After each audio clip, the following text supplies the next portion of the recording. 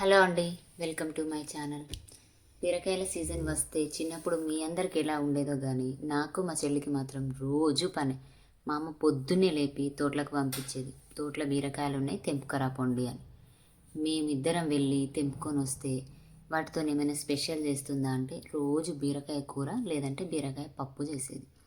అలా కాదు అని చెప్పి పెద్దయ్యాక ఏదైనా చేద్దామని నేను నేర్చుకున్న బీరకాయ పచ్చడి మీ అందరి కోసం చూపిస్తాను.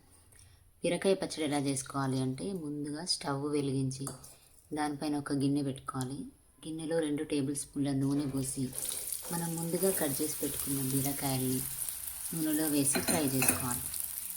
ఇవి కొంచెం సాఫ్ట్గా అయ్యి మంచిగా ఫ్రై అయిన తర్వాత తీసి వేరొక గిన్నెలోకి పెట్టుకోవాలి. ఇప్పుడు ఇదే నూనెలో మనం ముందుగా కట్ చేసి పెట్టుకున్న మిర్చిని తీసి వేసుకోవాలి. మనం ఎన్నైతే మిరపకాయలు తీసుకుంటామో అన్ని బీరకాయలు ఈక్వల్గా ఉంటాయి. బీరకాయ ప్లస్ మిర్చి సేమ్ కప్తో తీసుకుంటే బాగుంటుంది టేస్ట్. ఇప్పుడు మిర్చి ఫ్రై అయిన తర్వాత ఇందులో కొంచెం కొత్తిమీర వేసి కొత్తిమీరను కూడా బాగా ఫ్రై చేసుకోవాలి. ఇలా ఫ్రై అయ్యాక వీటిని తీసి వేరే గిన్నెలోకి పెట్టుకోవాలి.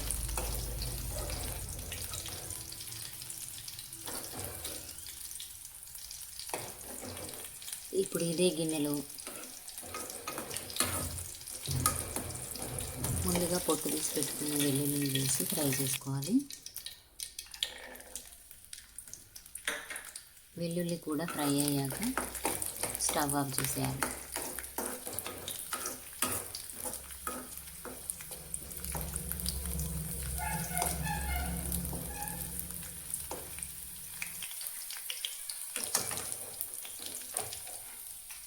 ఇప్పుడు ఒక మిక్సీ గిన్నె తీసుకొని ఇందులో ఫస్ట్ పచ్చిమిర్చి వేసి గ్రైండ్ చేసుకోవాలి.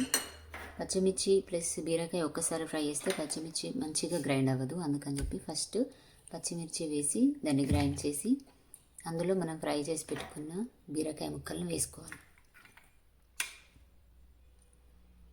ఇప్పుడు ఈ బీరకాయల్లో కొంచెం ఉప్పు, కొంచెం జీలకర్ర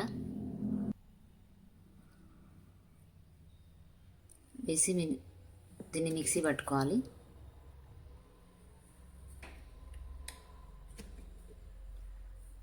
ఇప్పుడు స్టవ్ వెలిగించి ఇందాక మనం ఫ్రై చేసుకున్న గిన్నెను అలాగే దాన్నే పెట్టుకొని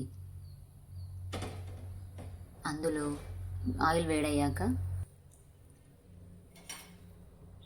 అందులో 2 ఎండుమిర్చి, జీలకర్ర,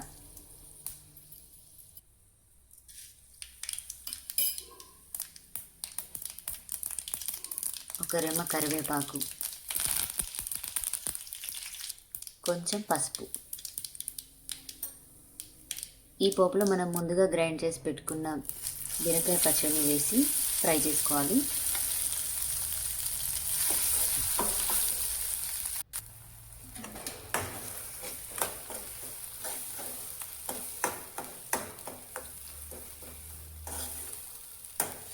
అంతేనండి, బీరకాయ పచ్చడి రెడీ అయిపోయింది.